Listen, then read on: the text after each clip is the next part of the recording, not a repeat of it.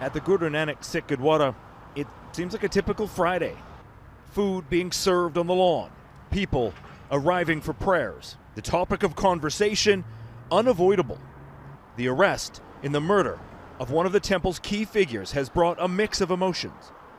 Hardeep Singh Nijjar, remembered as a man who dedicated his life to his faith. He was an upright individual, a peaceful man with a demonstrated commitment to community service. In the days after the murder, speculation in the community pointed directly at the Indian government, a theory that was confirmed by Canadian and U.S. intelligence sources, many wondering what comes next. This was a bit of a relief that, that this has started. We've been waiting 10 months for something, and this is a great step. And on the flip side, there's a bit of a feeling of like, what's next? The investigation relied heavily on the Sikh community here in Surrey and elsewhere across the country.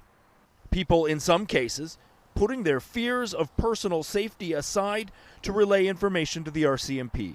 I hit saying without this high level of cooperation, charges would have been much harder to approve. We would not be at this point without the bravery and courage of the Sikh community coming forward for Hardeep Nijjar's murder investigation.